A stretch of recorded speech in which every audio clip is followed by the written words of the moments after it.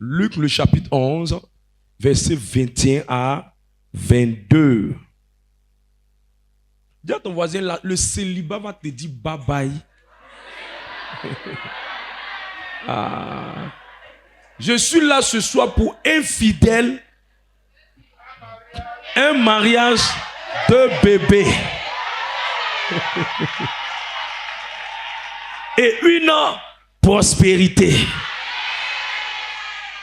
Regarde ton voisin, il faut dire un fidèle, un mariage, deux bébés et beaucoup d'argent. Acclame Jésus. Donc ce soir-là, soit c'est le mariage qui prend, soit c'est la fécondité qui prend, soit c'est la prospérité qui prend, ou soit les trois, même tout, tu ramasses tout pour partir. Allons-y, Luc le chapitre 11, verset 21 à 22. Luc le chapitre 11, le verset 21. Lorsqu'un homme fort et bien armé garde sa maison, ce qu'il possède est en sûreté. Mais si un plus fort que lui survient et le dompte, il lui enlève toutes les armes dans lesquelles il se confiait. Et il distribue ses dépouilles. Parole du Seigneur notre Dieu. Nous rendons grâce à Dieu. Écoutez-moi, dans ce test-là, il y a trois clés puissantes pour pouvoir faire tomber l'homme fort. Un homme fort, ce n'est pas camarade de quelqu'un, c'est toi. Un homme fort, c'est une entité spirituelle qui est dans la famille de quelqu'un, ou qui est dans un territoire, ou qui est dans une zone, qui est dans une entreprise, qui est dans un domaine, et c'est lui qui fait les lois là-bas. Quand il y a un homme fort quelque part, de la même manière que le nom dit homme fort, c'est quelqu'un qui a gros cœur.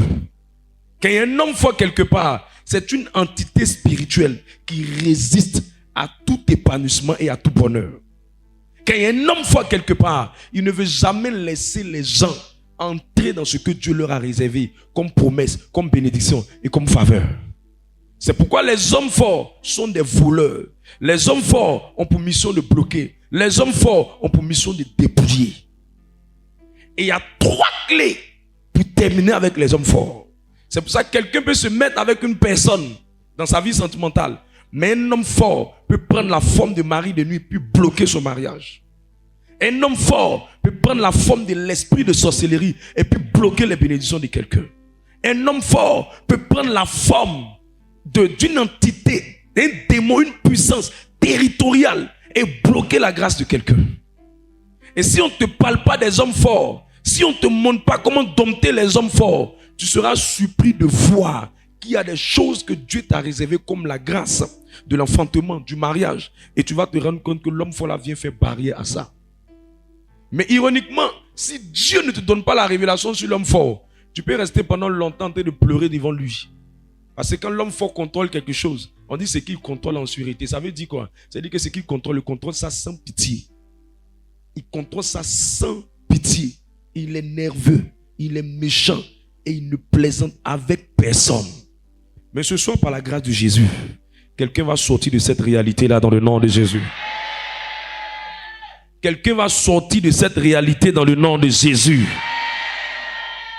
Matthieu le chapitre 22.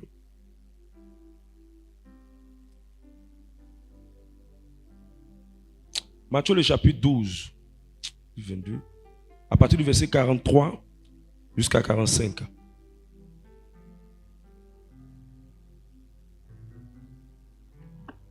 Matthieu le chapitre 12 à partir du verset 43. Lorsque l'esprit impur est sorti d'un homme, il va par des lieux arides, cherchant du repos, et il n'en trouve point. Alors il dit, je retournerai dans ma maison d'où je suis sorti. Et quand il arrive, il la trouve vide. Balayée et ornée. Verset suivant. Il s'en va. Et il prend avec lui 7 autres esprits plus méchants que lui. Il prend 7 autres esprits plus méchants que lui. Les 7 autres esprits plus méchants que lui. Regardez ce qu'il va faire par la suite. Il entre dans la maison. Il rentre dans la maison. S'y établit. Il va s'établir. Et la dernière condition de cet homme est pire que la première. Quand on dit s'établir, ça veut dire dompte. Quand on dit s'établir, ça veut dire prendre possession. Quand on dit s'établit, ça veut dire il reste permanemment. Il règne dans le lieu. Il s'enfonce dans le lieu. Il garde ça précieusement dans ses mains. C'est là qu'est l'établissement. Et généralement, c'est la mission des hommes forts qui font ce travail. C'est quoi? Ce qui m'a permis de comprendre que c'est un homme fort. Quand vous allez lire la partie du verset 29, prends le verset 29 de Matthieu 12. Matthieu le chapitre 12, verset 29. Verset 29. Ou, comment quelqu'un peut-il entrer dans la maison d'un homme fort et piller ses biens Et piller ses biens sans avoir auparavant lié cet homme fort? sans avoir auparavant lié cet homme fort. Alors seulement, il pillera sa maison. Alors s'il ne peut pas le lier, l'homme, il va piller sa maison. Il va détruire sa maison. Et je prie que cela ne t'arrive pas dans le nom de Jésus-Christ. Je prie que cela ne t'arrive pas dans le nom de Jésus-Christ. Dans toute famille, il y a un ou une qui est établi dans une position d'homme forte. Et généralement, quand la personne est là, elle empêche l'ouverture des portes de bénédiction. Et la bénédiction que nous sommes en train de traiter, c'est la bénédiction de la fécondité. C'est pour ça que vous pouvez être simplement dans la famille. Et vous ne vous rendez pas, vous ne vous rendez compte que il y a des choses que vous voulez avoir. Il y a des choses auxquelles vous voulez accéder. Mais il y a comme quelqu'un qui a comme juré que pour rien au monde, vous aurez accès à ça. Et quand on te parle d'hommes forts, ce sont des géants spirituels. Goliath était une figure d'homme fort. Hérode était une figure d'homme fort. Les hommes forts sont des géants, des esprits qui ont une certaine hauteur dans le monde spirituel. C'est pourquoi dans la classification des démons, les hommes forts sont souvent identifiés comme les autorités, selon Éphésiens le chapitre 6, verset 12. Je te montre toutes ces choses pour te faire comprendre combien de fois les hommes forts sont dans une catégorie un peu avancée dans le monde spirituel. Quand vous lisez le livre de Daniel, le chapitre 10, verset 13, lis ça pour moi s'il te plaît. Je suis en train de parler de comment enlever, comment débloquer les forces qui empêchent l'ouverture de la porte de la grâce, du mariage et de l'enfantement. Et nous sommes en train de voir l'une des forces qui est l'homme fort aujourd'hui. Daniel 10, le verset 13. Le chef du royaume de Perse, le chef du royaume de Perse m'a résisté 21 jours. Mais voici, Michael, l'un des principaux chefs, est venu à mon secours. Ça veut dire que l'homme fort, c'était ici la principauté du royaume de Perse. Et celui qui devait l'affronter devait être aussi à sa taille, devait être aussi à sa forme. Pourquoi je te montre ces caractéristiques-là? Je te montre ces caractéristiques-là pour que tu comprennes que lorsque tu es confronté à un homme fort, tu peux crier, tu peux sauter, tu peux pleurer et rien ne change. Et ce qui fait que rien ne change, c'est comme quand c'est un policier qui t'a attrapé et puis quand c'est un gendarme qui t'a attrapé. Et ce sont les mêmes cas. Voilà. Donc, quand ce sont des petits esprits qui t'attrapent et quand c'est l'homme fort qui t'attrape, ce n'est pas les mêmes réalités. Et si je ne te montre pas ces caractéristiques, ta manière d'affronter l'homme fort, tu vas utiliser les mêmes méthodes que la méthode que tu as l'habitude de faire pour renverser d'autres esprits. Alors que dans la classification, on ne se comporte pas de la même manière. Parce que ici, le cas est un peu exceptionnel. Mais je vois Dieu te donner la victoire si tu me dis Amen. Je vois Dieu te donner la victoire si tu me dis Amen. Alors, homme de Dieu, où est la clé? La clé est dans Luc 11. Reprends Luc 11, verset 21 à 22. Luc 11, le verset 21 à 22. Lorsqu'un homme fort et bien armé garde sa maison, ce qu'il possède est en sûreté. Il montre comment l'homme fort est. Il montre on donne sa caractéristique. Maintenant, on va nous montrer comment on fait pour le dompter. Allons-y. Mais si un plus fort que lui survient, un plus fort que lui, la première manière de pouvoir finir avec l'homme fort, c'est de devenir plus fort que lui. C'est de devenir comment?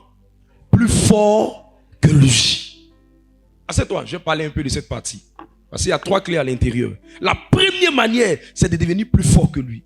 Si l'homme fort là opère comme un esprit de célibat, il faut tout faire pour être plus fort que l'esprit de célibat. Si l'homme fort là opère par l'esprit de pauvreté, il faut tout faire pour devenir plus fort que l'esprit de pauvreté.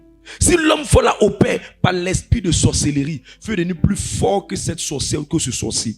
Si l'homme fort opère par l'esprit de stérilité, il faut devenir plus fort que l'esprit de stérilité.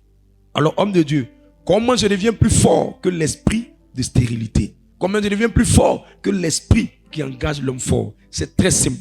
Il faut bâtir ta force spirituelle. Il faut bâtir ta force spirituelle. Et on ne bâtit pas la force spirituelle en prenant des poids, en allant dans une salle de gym. Ce sont tes muscles qui vont être bâtis. Mais pour bâtir ta force spirituelle, il faut simplement exercer ta vie spirituelle à des exercices de piété tels que le jeûne, tels que la prière et tels que la connaissance de la parole de Dieu. Je reprends. Il faut bâtir ton homme intérieur, ta résistance spirituelle, ta capacité spirituelle, ton dosage spirituel, ta force intérieure. Il faut la bâtir. À partir de quoi? À partir du jeûne. Le jeûne va donner une nouvelle force à ton homme intérieur. À partir de quoi? À partir de la prière. Et à partir de quoi? De la lumière de la parole. Plus vous connaissez, plus vous devenez fort. Plus vous priez, plus vous devenez fort. Plus vous jeûnez, plus vous devenez fort. En bâtissant votre homme intérieur, l'homme fort que vous avez dompté hier, quand il revient, il voit un homme bâti, il voit une femme bâtie, il voit un chrétien bâti. Et il dit, ce chrétien-là est spirituellement plus fort que moi. Je prie que quelqu'un devienne spirituellement plus fort. Je prie que quelqu'un devienne spirituellement plus fort. Je déclare et je décrète. Tu ne resteras plus un chrétien faible, un chrétien manipulable. Je peux te dire quelque chose, si tu m'autorises, tu me dis Amen. Lorsqu'un franc-maçon, un homme occultiste, une femme sorcière veut te dompter, la première chose, elle pèse ton poids spirituel. Alors aide-moi à demander à ton voisin, spirituellement tu pèses combien?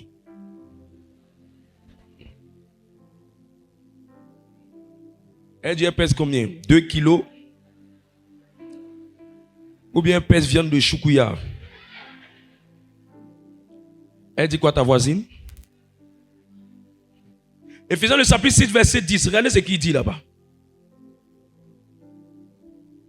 Les chrétiens ne sont pas résistants. Je dis jeûner c'est quoi? Jeûner c'est quoi? Jeûner c'est quoi? Regarde, il y a des montants que tu ne peux pas avoir si tu n'as pas bâti ton homme intérieur. Si tu n'as pas bâti ta capacité spirituelle. Vas-y.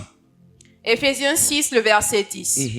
Au reste, fortifiez-vous dans le Seigneur. Fortifiez-vous dans le Seigneur. Donne-moi la version CMS. Au reste, fortifiez-vous dans le Seigneur. On va voir une autre version, dit quoi? Fortifiez-vous dans le Seigneur.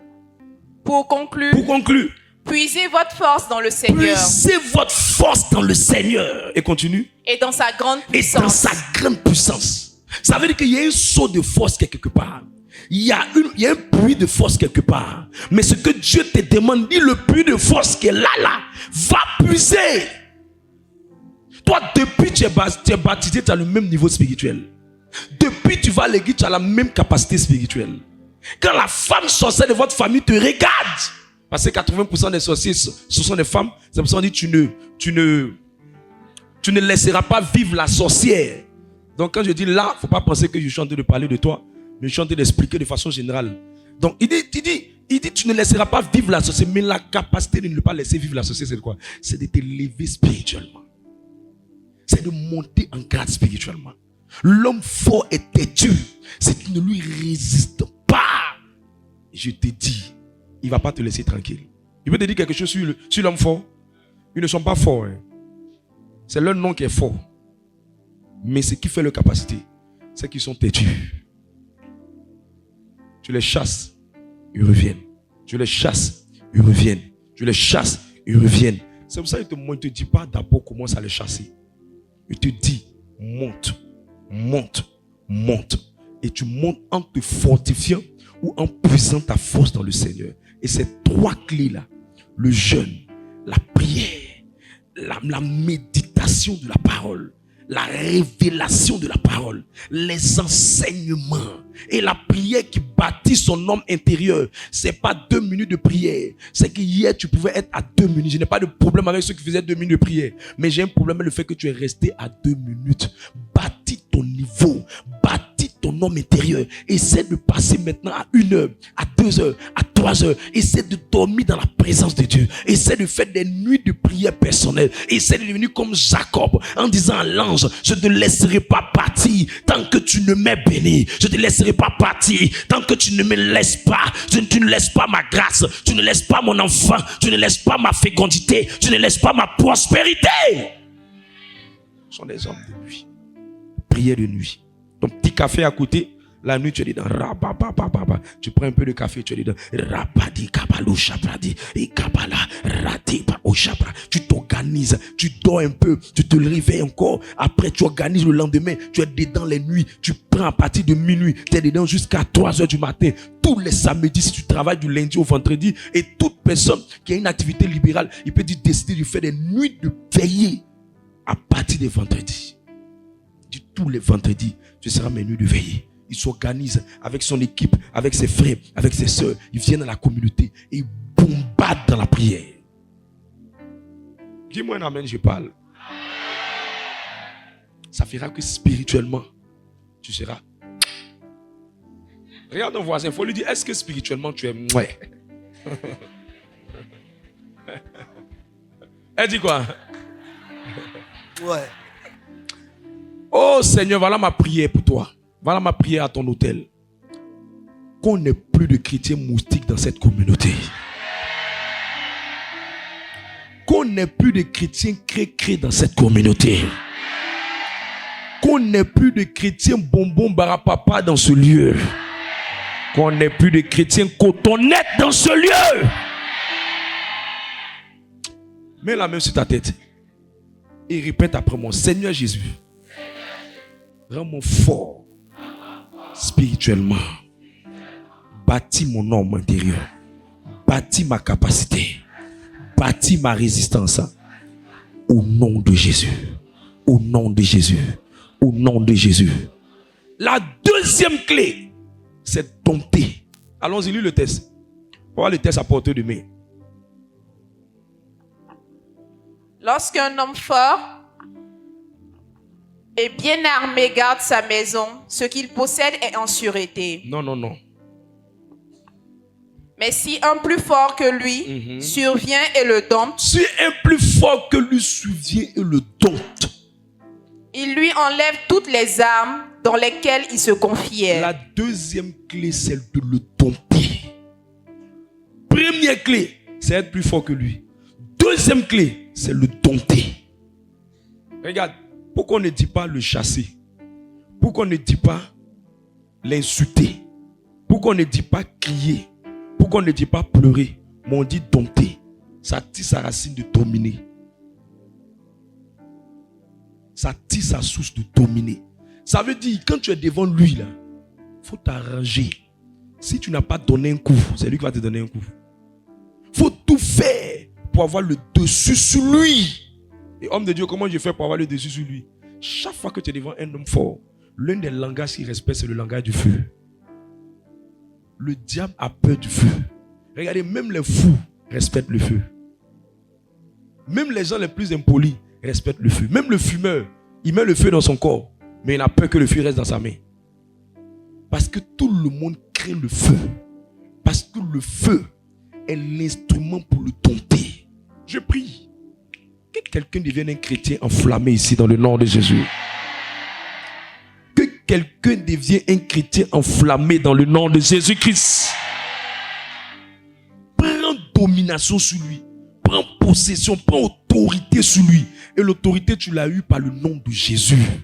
L'autorité, tu l'as eue par le nom puissant et merveilleux de Jésus. Il dit l'évangile, Romains le chapitre 1 verset 16. Il dit l'évangile est la puissance de Dieu. Comment le dompter, homme de Dieu? Quand le feu est là. Tu sais, tu peux avoir le feu dans ta main, comme une âme, mais ne pas savoir l'utiliser. On le dompte comment? On ne vient pas dire, s'il te plaît, homme fort, Vraiment, je ne suis pas marié. Faut me laisser. Et célibat. Faut me laisser. Je t'en supplie. Quoi? Continue ça. C'est 1900 Belélé qui a te trouvé. Cheveux dans tes dents. Tu ne peux même plus te marier. Tu n'as plus place pour dire enfant va venir. Quand tu prends autorité, tu fais des déclarations de foi.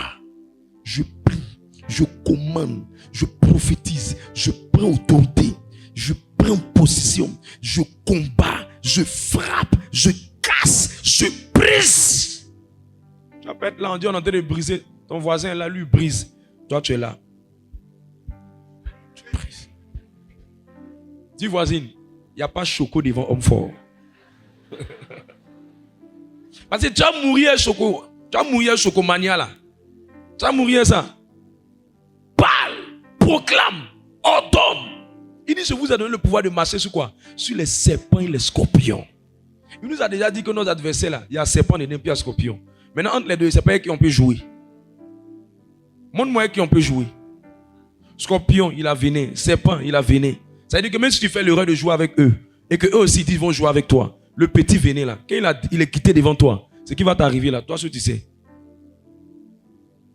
Donc, il faut les combattre. Moi, je vois des gens qui sont là, non. Tu fais un rêve, tu vois que quelqu'un, tu fais un rêve, tu fais des palabres avec quelqu'un, un rêve, et puis tu es assis, tu plaisantes. Tu te lèves, tu dis, je ne sais pas c'est qui. Si c'est le vrai visage, ça ne m'intéresse pas. Si ce n'est pas le vrai visage, ça ne m'intéresse pas. Mais je sais que dans mon rêve là, ce n'est pas un lieu pour faire palabre. Je commande à l'esprit qui est derrière, à l'entité qui est derrière. Je te renverse. Dans le nom de Jésus-Christ. Avec autorité et foi. Est-ce qu'on peut avancer? Maintenant, il faut le désarmer. Allons-y. Deviens plus fort. Dompe-le avec l'autorité.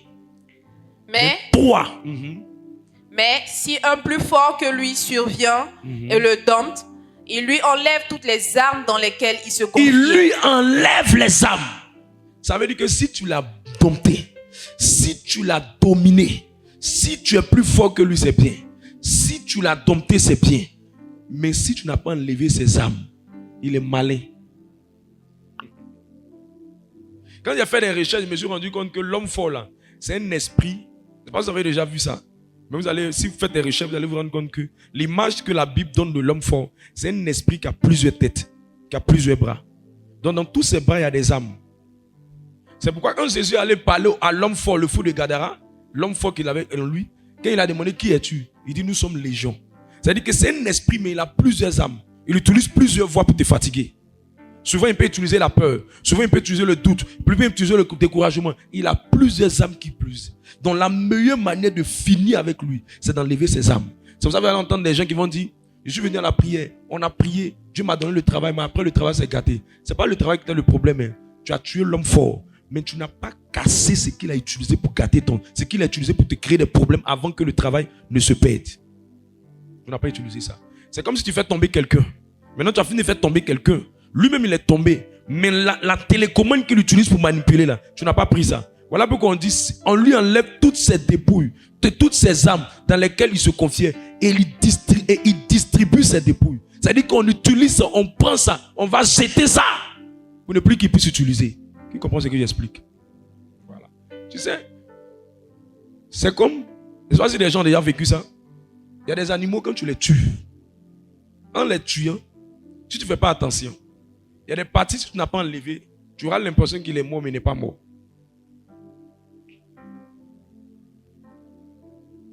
J'ai vu des gens qui ont coupé la tête de certains animaux, mais pas qu'ils ont coupé sa tête.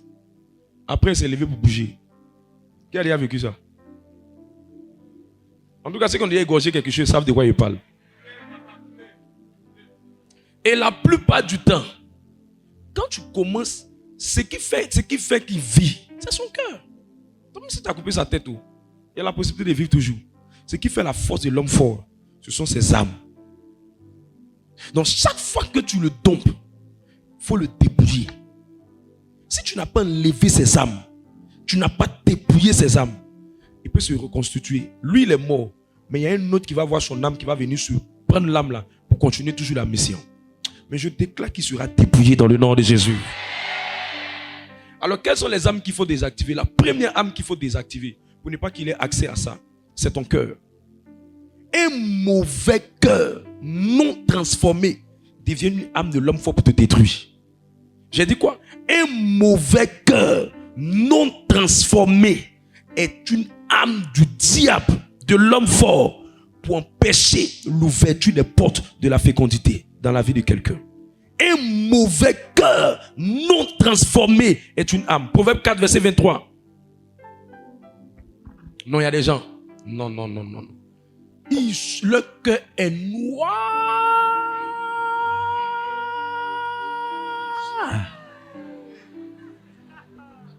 Proverbe 4, verset 23. Proverbe 4, le verset 23.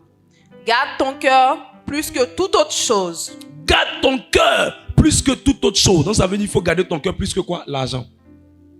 Ça veut dire qu'il faut garder ton cœur plus que quoi? Travail. Ça veut dire qu'il faut garder ton cœur plus que quoi? Le mariage. Ça veut dire qu'il faut garder ton cœur plus que quoi? Le voyage. Ça veut dire qu'il faut garder ton cœur plus que quoi? La santé. Ça veut dire qu'il faut garder ton cœur plus que quoi? Tes mèches. Ça veut dire qu'il faut garder ton cœur plus que quoi? Tes perruques. Ça veut dire qu'il faut garder ton cœur plus que quoi? Tes chaussures. Garde ton cœur plus que toute autre chose. Continue le test.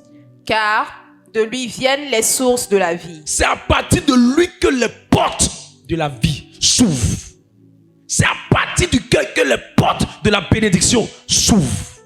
Et si vous demandez à quelqu'un qui est dans la médecine, il vous dira que c'est à partir du cœur que le sang circule dans tous les organes. Donc quand le cœur est malade, tout le reste est malade. Par conséquent, la qualité de la vie de quelqu'un est liée à la qualité de son cœur. La qualité des portes qui s'ouvrent dans la vie de quelqu'un dépend de la qualité de son cœur. La qualité des portes qui s'ouvrent dans la vie de quelqu'un dépend de la qualité de son cœur. Si vous voulez avoir des portes ouvertes dans la vie, vous devez travailler sur la qualité de votre cœur. Sinon, l'homme fort va prendre ça pour aller vous détruire. Sinon, l'homme fort va prendre ça pour vous amener quelque part. L'ouverture des portes de prospérité, de fécondité dans la vie de quelqu'un dépend de l'état de son cœur. Je crois que le type de porte qui s'ouvre dans votre vie est lié à la qualité de votre cœur. Si ton cœur est mauvais, si ton cœur est bizarre, je te dis, tu auras des problèmes dans ta vie. Tu auras des problèmes dans ta vie. 1 Roi le chapitre 3. On va voir l'histoire de deux femmes qui sont très mauvaises. 1 Roi le chapitre 3, verset 16. Lis jusqu'à ce que je te dise de t'arrêter, mais il faut lire plus vite. Il faut lire plus vite. 1 Roi le chapitre 3, le verset 16. Dis à ton voisin, fais attention à ton cœur. Alors, deux femmes prostituées vinrent chez le roi et se présentèrent devant lui. L'une des femmes dit, « Pardon, mon Seigneur, moi et cette femme, nous demeurions dans la même maison. Et je suis accouché près d'elle dans la maison. 3 jours après... » Français n'est pas facile, hein, je suis accouché. Bon, c'est ça que je suis qu'on pouvait dire ça. Allons-y. Cette femme est aussi accouchée. Nous habitions ensemble. Aucun étranger n'était avec nous dans la maison. Ça veut dire qu'on était deux, elle et moi. Il n'y avait que nous deux. Le fils 19. De cette femme est mort pendant la nuit. Pendant la nuit. Parce qu'elle s'était couchée sur lui. Elle le sait, elle dort mal, hein? Dis à ta voisine, j'espère que tu ne dors pas mal comme ça. Hein? Les gens qui dorment mal jusqu'à leur pied même est dans leur tête. Elle dit qu'ils dorment mal, quand tu vas ses pieds vers sa tête là-bas. Il y a des gens même qui dorment mal jusqu'à eux-mêmes, ils dépassent le lit. Ils ont besoin de dormir sur un lit de 3 places. C'est pour ça que Dieu doit te rendre prospère. Sinon, tu risques de tomber chaque fois. Il y a des gens qui, pour être à l'aise, ont besoin d'un lit de 3 places. Là, quand c'est comme ça, eux, quand ils dorment, ils s'écartent le pied. Et ainsi. Donc, il faut que le lit soit large. S'il n'est pas prospère, c'est pas bon. C'est les petits lits Kofi Gombo, là. Ils vont facilement tomber dessus chaque fois. Mais je prie que le Seigneur te rende prospère dans le nom de Jésus. Let's go. Elle s'est levée au milieu de la nuit. Elle a pris mon fils à mes côtés, tandis que ta servante dormait. Et elle l'a couché dans son sein. Et son fils qui était mort. Et son fils, celui qui elle a dormi, puis il est mort là. Elle a couché dans mon sein. Elle a pris l'enfant, elle est venue mettre ça à côté de moi. Et elle a pris mon enfant, elle est venue mettre ça à côté d'elle. Verset 21. Le matin, je me suis levée pour allaiter mon fils. Et voici, il était mort. Il était mort. Continue. Je l'ai regardé attentivement le matin. Et voici, ce n'était pas mon fils Elle a que vu j'avais son enfanté. enfant. Elle sait qui elle a enfanté. Verset 22. L'autre femme dit, au contraire, c'est mon fils qui est vivant. Et c'est ton fils qui est mort. Mais la première répliqua, nullement. C'est ton fils qui est mort. Et c'est mon fils qui est vivant. Voilà la parole de deux femmes qui sont là. C'est ainsi qu'elles parlèrent devant le roi. C'est ainsi qu'elles sont venues s'expliquer devant le roi. Le roi maintenant est mélangé. Une dit c'est son enfant, une dit c'est pas son enfant, une dit c'est son enfant, une dit c'est pas son enfant. Verset 23. Le roi dit. L'une dit, c'est mon fils qui est vivant et c'est ton fils qui est mort. Et l'autre dit, nullement. Jamais. C'est ton fils qui est mort et c'est mon fils qui est vivant. Verset 24. Puis il ajouta, apportez-moi une épée. Apportez-moi une épée. On apporta une épée devant le roi. Et le roi dit, coupez en deux l'enfant qui vit. Coupez l'enfant en deux. Et donnez-en la moitié à l'une et la moitié à l'autre. Afin là va finir. On n'aura plus de problème.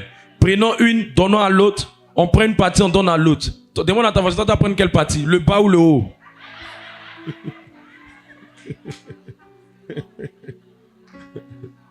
Il y a une qui va dire, moi je vais prendre le côté de la tête là au moins je vois la tête de mon enfant. Elle lui dit non, moi je vais lui porter des chaussures. Donc chacun va choisir. L'autre, celle qui aime beaucoup porter les chaussures, elle va porter les chaussures à l'enfant. Donc elle va prendre le bas. Celle qui aime beaucoup faire porter le chapeau à l'enfant, elle va lui porter, elle va prendre le haut. Et qu'est-ce qui va se passer? Verset 26.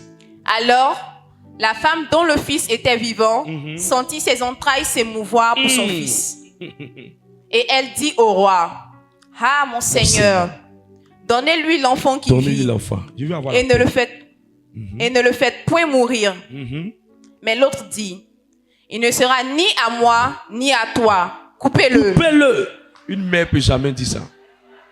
Une maman, une vraie maman peut jamais dire ça. Ça montre combien de fois le cœur de l'autre était noir. Quand tu es mauvais jusqu'à...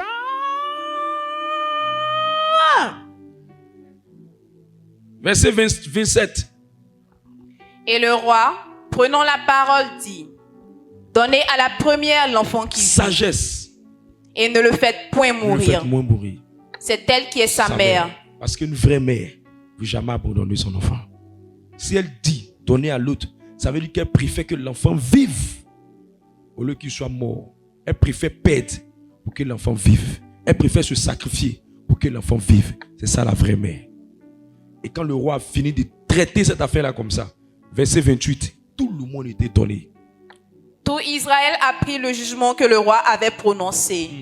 Et l'on craignit le roi, car on vit que la sagesse de Dieu était en lui pour le diriger dans ses jugements. Quel niveau de sagesse? Je prie que ce niveau de sagesse habite notre vie dans le nom de Jésus-Christ. Mais qu'est-ce que je vais te dire au travers de cette histoire? Au fait, je vais te faire comprendre que il y a des gens, leur vie est difficile parce que leur cœur est noir. Dis à ton voisin, ta vie est à l'image de ton cœur. La qualité de votre vie est le reflet de ce qui est dans votre cœur. Pourquoi tu n'aimes pas voir les gens réussir? Pourquoi la jalousie prend ton cœur quand quelqu'un est en train d'avancer plus que toi? Pourquoi tu te compares aux gens? Pourquoi tu n'arrives pas à donner l'honneur que tu dois donner? Pourquoi? Le problème, ce n'est pas les choses, ce n'est pas les gens. Le problème, c'est ton cœur. Pourquoi tes humeurs sont bizarres? L'une des choses par lesquelles l'homme fort fait, l'une de ses âmes, c'est de manipuler votre cœur. Montrez-moi une femme qui est seule. Montrez-moi une femme qui aime la solitude. Je vais vous montrer une femme que le diable a manipulé son cœur par l'esprit de l'homme fort. Et il a mis une certaine manière de penser dans son esprit. C'est pourquoi elle a un comportement qui l'amène à rester toujours seule. Je peux te dire quelque chose? Un jour, Dieu m'a posé une question. Il m'a dit, s'il n'y a pas une personne avec qui tu peux être ami pendant longtemps, c'est que tu n'es pas une bonne personne. Maintenant, demande à ton voisin, est-ce que toi, tu as des gens qui ont duré longtemps dans ta vie? Au fait, le type de relation que vous attirez dans votre vie est aligné à la qualité du cœur que vous avez. Le type de relation que vous avez dans votre vie, Le type de personne que vous attirez dans votre vie est le reflet de l'état de votre cœur. Je vous dis la vérité. Allez demander à Jacob. Jacob était un roublard. Il avait un mauvais cœur. Un cœur qui double les gens, qui escroque et qui manipule les gens. Ça n'a pas tardé. La même chose qu'il a fait à son papa. Plus tard, on peut dire que tu peux faire une erreur en étant bizarre. Mais après, il n'est pas allé dire à son papa, papa, il te demande pardon parce qu'il était doublé. Il a menti que j'étais Isaïe alors que j'étais Jacob. Il n'est pas allé dire. La même chose, il a attiré quelqu'un qui est plus mauvais que lui, à la personne de Laban. Laban l'a pris. Il a fait travailler pendant 14 ans sans lui donner son salaire. Dis à ton voisin, le mal que tu fais à quelqu'un, quelqu'un te fera la même chose.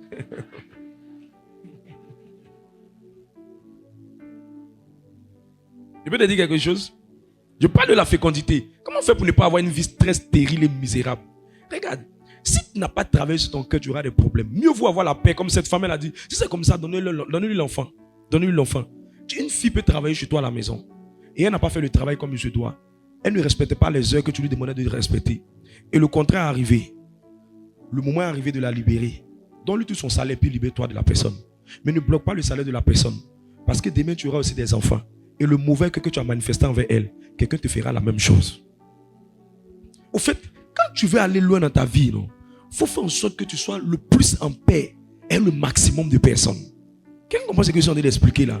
Ça fera que ta vie va attirer de bonnes choses. Ta vie va attirer ce qu'on appelle un semblant de faveur autour de toi. Tu vas avoir un parfum de bonne odeur autour de toi. Tu auras un parfum qui verra que ta vie sera facile et paisible. Ta vie ne sera pas remplie de batailles et d'inutilité. Ta vie ne sera pas remplie de confusion. Parce que tu as toujours été la personne qui ne cherchait pas à avoir raison, mais qui cherchait à toujours préserver son cœur de la haine, de la jalousie, des roublages, des histoires, des confusions, des malentendus, mais qui voulait avoir la paix avec les personnes. C'est pourquoi l'une des choses que Dieu a dit de David, il a dit en 1 Samuel, le chapitre 13, verset 14, il dit, il est l'homme selon mon cœur. L'une des choses que je fais jusqu'à aujourd'hui, qui attire un ciel ouvert sur ma vie, que je vous conseille, c'est de prier tous les jours pour votre cœur. Priez tous les jours pour votre cœur. Priez tous les jours pour votre cœur. Priez tous les jours. Parce que humilité d'hier ne veut pas dire humilité d'aujourd'hui. Parce que sainteté d'hier ne veut pas dire sainteté de demain. Il y a ta sainteté dans la galère. Il y a ta sainteté quand tu as 10 000. Il y a ta sainteté quand tu as 100 000. Il y a ta sainteté quand tu as 200 000. Il y a ta sainteté quand tu as 1 million. Il y a plusieurs niveaux de vie. Il y a plusieurs niveaux de consécration et d'engagement. Je peux te dire quelque chose? Tu me permets? Un jour, Dieu m'a montré quelqu'un, puis Dieu m'a dit, regarde la personne. Tu vois, la personne a commencé à se comporter de cette manière. Hier, quand elle venait à la prière, elle était un peu plus zélée, elle était un peu plus stable, elle était un peu plus sérieuse. Mais à un moment donné, elle a commencé à s'habituer à l'atmosphère de la prière. C'est pour ça que son ciel est fermé. Si elle commence à avoir le cœur d'un enfant, je vais lui donner encore plus de grâce. Regarde ta voisine, il faut dire, c'est pas comme ça que tu étais quand tu venais au départ. Dis-lui, c'est pas comme ça que tu étais quand tu venais au départ. Quand tu venais, tu t'es pressé de rentrer dans la salle pour faire l'adoration. Mais depuis un moment, ton cœur est en train de changer. Tu dures dehors, tu causes d'abord avant de venir. En fait, tu es en train de changer. Tu ne sais pas que de la même manière que tu es en train de changer, le Dieu qui ne change pas va changer son attitude vis-à-vis de toi. La Bible dit qu'elle est le même hier, aujourd'hui, éternellement. Ça démontre que Dieu n'a pas changé dans le temps. Ça démontre que Dieu aussi n'aime pas ceux qui changent dans le temps. Ça démontre que Dieu aime ceux qui gardent leur cœur dans la même odeur, dans les mêmes dispositions. En travaillant à ce que son cœur devienne meilleur. Pour que le même Dieu qui dit je ne change pas hier fera encore davantage avec nous. Un jour Dieu m'a dit, mon fils, si tu veux que je monte dans les miracles avec toi, il faut que ton cœur ne change pas. Parce que plusieurs bergers modérateurs qui ont prêché comme toi, à un moment donné, leur cœur a commencé à changer. Si tu peux avoir le meilleur, travailler sur ton cœur, comme David travaille sur ton cœur, il y a des choses que tu ne vas pas chercher, je mets ça dans ta disposition. Ton problème, c'est ton cœur. Ton problème, c'est ton cœur. Et quand l'homme fort attrape ton cœur, il te manipule sur la barre de ton cœur. Il te manipule dessus. Jésus, viens aider quelqu'un dans cette salle. Viens aider quelqu'un dans cette salle. Viens aider quelqu'un dans cette salle. Jacob a rencontré une femme sorcière qui s'appelle Rachel. Rachel est venue voler les choses de David, de Jacob. On s'est posé la question, mais pourquoi Jacob, toi tu rencontres une femme de ce genre-là? C'est pas que Jacob est mauvais. Et c'est pas que la femme est mauvaise. Mais c'est Jacob lui-même qui n'a pas bon fond. Dis à ton voisin, l'homme qui vient dans ta vie ou la femme qui vient dans ta vie, il ressemble à ton cœur.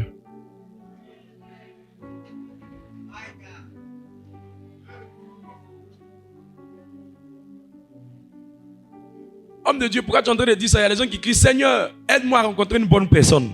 Aide-moi à rencontrer un bon mari qui fait ce genre de prière là souvent. Les mains ont diminué. Je vais te dire quelque chose. La meilleure manière de rencontrer un bon mari, toi-même, il faut devenir une bonne personne. Tu ne peux jamais attirer à toi ce que tu n'es pas. Sinon, il y a tout type de mari. Il y a Yango, il y a France au revoir. Sinon, si c'est quelqu'un avec couché là, c'est versé. Hein? Non, aujourd'hui, juste un plat, œuf grillé avec attiqué, ça te donne sexe. Aujourd'hui, le sexe n'est plus comme avant. Avant, c'était que œuf grillé, attiqué, ça te donne le sexe. Aloko te donne le sexe.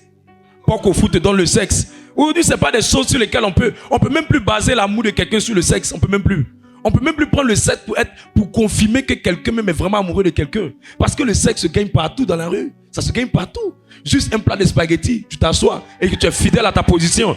Tu sais le plat. Chaque fois qu'on vient, tu dis un plat pour elle, un plat pour elle, un plat pour elle, un plat pour elle, un plat pour elle. Un bon matin, elle va te donner. Oui. Elle va te donner. Ne pense pas que parce que les gens te draguent, ça veut dire que tu es bien. Ça veut rien dire. C'est la qualité des personnes qui te draguent qui te montrent si tu vas te marier ou pas. C'est pourquoi quand tu as une destinée de grand, travaille sur ton cœur. Travaille sur ton cœur. Travaille sur ton cœur. L'homme fort ne va pas te manipuler. Parce que l'homme fort là, il va mettre dans ton cœur des forteresses, une manière de raisonner, une manière de réfléchir, une manière d'argumenter, une manière de voir les choses. Il va te manipuler pour te dompter.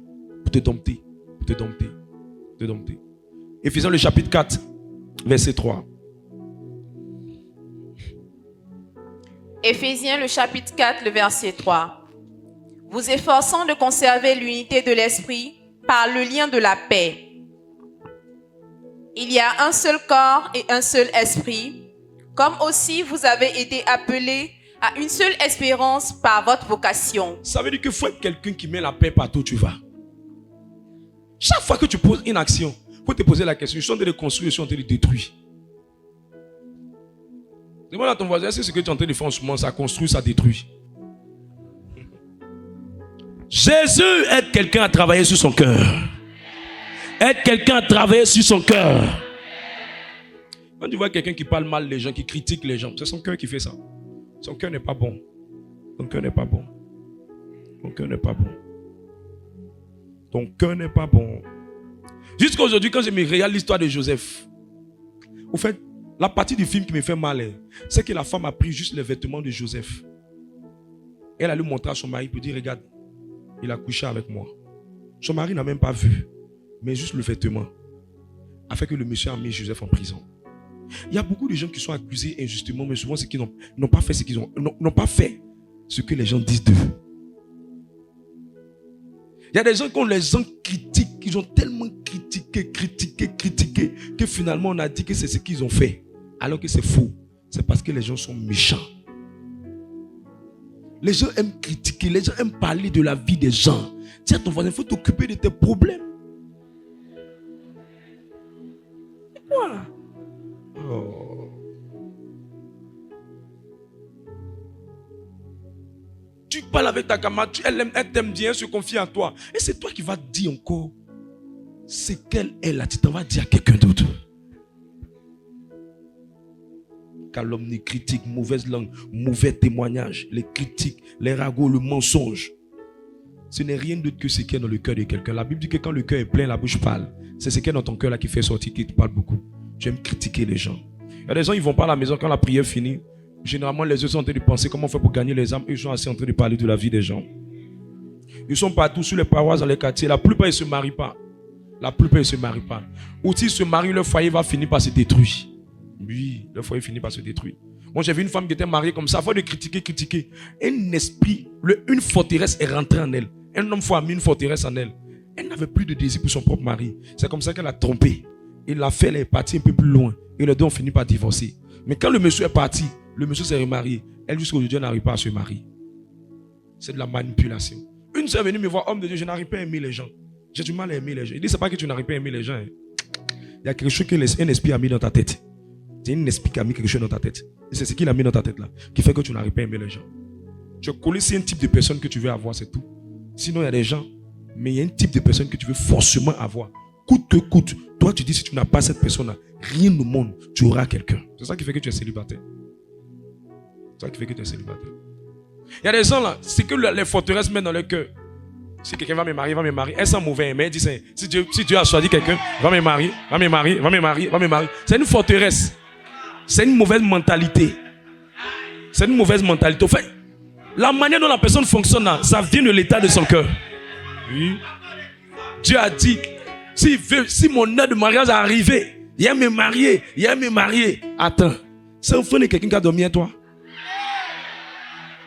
Toi, tu penses seulement à toi. Mais c'est quelque chose qui est dans ta tête. Hein? C'est quelque chose qui est dans ta tête qui fait que tu penses comme ça. C'est comme ça. Moi, je connais plein de chrétiens. Non. Les professeurs ont dit que je vais me marier. Je suis sûr que je me marierai. Je suis sûr. Mais elle ne travaille pas à voir si elle-même là, elle a l'odeur qui correspond au type de mariage qu'elle veut. Elle ne travaille pas à ça. Les cheveux de reggaeman, les odeurs de danseurs de gbegbe. Et tu t'attends à quoi? Que le Saint-Esprit te vienne en aide. Tout ça, c'est lié à ton cœur. Que l'histoire de quelqu'un change.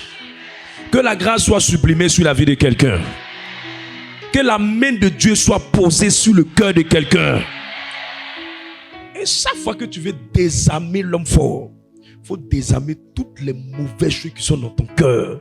La vérité, la sainteté, la pureté. Travailler sur ton cœur, ça va le désarmer. Quand il va venir vers toi, Jean 14, verset 30, il dit, Satan vient, mais il n'a rien en moi. Satan vient, mais il n'a rien en moi. Il n'a rien en moi. Oh frères et sœurs, si j'avais fait l'erreur de dire j'ai tombé dans des certaines bêtises, je vous assure, Dieu m'a dit quand tu as commencé le ministère, André, l'une des choses qui va te permettre d'aller un peu plus vite, fais tout pour ne pas coucher avec la femme du territoire. Avec ta femme uniquement. Avec ta femme uniquement. Tu tombais la femme du territoire. Tu aurais un ministère fade. Tu aurais un ministère sans odeur. Fade. Dieu m'a dit ça. Dieu m'a dit ça. Après 21 jours de jeûne, Dieu m'a dit ça. Et l'une des choses que j'ai compris avec le temps, c'est que les gens cherchent femme en fonction de comment leur cœur même est. Je te dis la vérité. Et quand le diable, la forteresse va te manipuler, elle va te faire t'attacher à une fille qui n'a même pas la valeur de ce que Dieu a réservé pour toi. Quand c'est un esprit qui manipule une soeur, elle ne sait pas pourquoi. Mais c'est les gars les plus malhonnêtes là qu'elle veut. Elle veut s'attacher à ces personnes-là. Je ne sais pas pourquoi.